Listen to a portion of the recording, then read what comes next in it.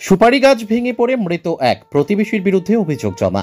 সুপারি পাড়তে গিয়ে গাছ ভেঙে পড়ে মৃত্যু হলো এক ব্যক্তির। এই ঘটনায় প্রতিবেশীর বিরুদ্ধে ময়নাগুড়ি থানায় লিখিত অভিযোগ জমা করলেন মৃত ব্যক্তির পরিবার। সোমবার সকাল 11টা নাগাদ ঘটনাটি ঘটেছে ময়নাগুড়ি ব্লকের আমগুড়ি ভাদুরবাড়ি এলাকায়। জানা গিয়েছে মৃত ব্যক্তির নাম চিত্তমোহন সরকার, বয়স 60 বছর।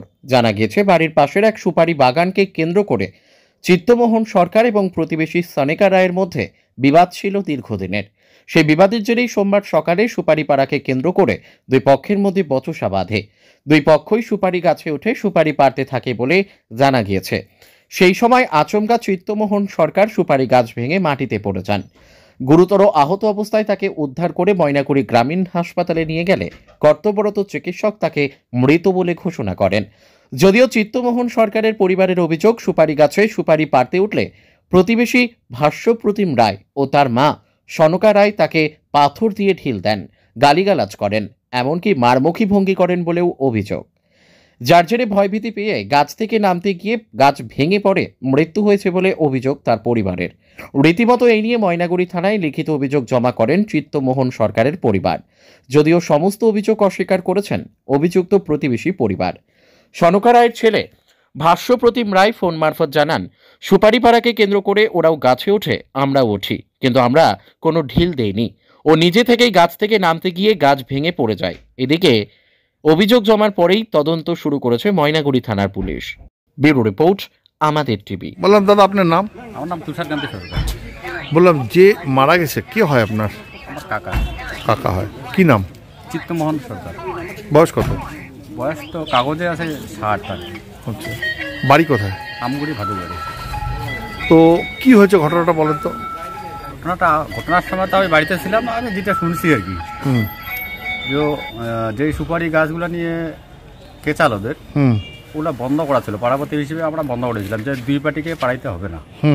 তারপরে আমি তো বাড়িতে ছিলাম না। তারপরে ওরা নাকি তখন ওরা দুই পার্টি সুপারি পাড়ে থেকে দুই পার্টির মধ্যে একটু দ্বন্দ্ব হয়। দ্বন্দ্ব হওয়াতে ইনিও গাছে উঠেন, ওনারাও গাছে উঠে। তারপর ঝগড়াঝাটি হয়, গাছ নাকি ঢিল টিল ছুড়াছুড়ি হচ্ছে নাকি, ওটা তো বলতে পারলাম না, আমি তো দেখি নাই। ওই তখনই গাছ ভেঙে মাটিতে পড়ে যায়। তারপরে আপনারা হাসপাতালে নিয়ে আসেন? আমরা নিয়ে আসি। তারপর হাসপাতালে ডাক্তার কি বললো? মৃত বলে ঘোষণা হয়। বললাম মানে মানে কি মানে কাদের বিরুদ্ধে কোনো অভিযোগ আছে? কারোর বিরুদ্ধে অভিযোগ আছে কোনো? ওনার কি অভিযোগ দিচ্ছেন ভাষ্যপ্রতিম রায় আর সনেকা রায়ের নামে। ওনারা কে? ওনার জেঠাতো বোন। ঠিক আছে, আপনার নাম? আমার নাম তুষারকান্তি সরকার। আমার নাম ফুলেমতি সরকার। বললাম যে কি হয়েছে ওইখানে? ওই জমিটা নিয়ে কেচাল। ওই জমিটা আমার স্বামীর নামে আছে।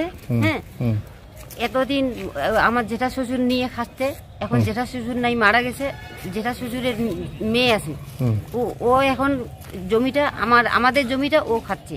আচ্ছা, তার জন্য আমার স্বামী বলতেছে যে আমার জমি তুই আমাকে ছেড়ে দে। ও দিবে না।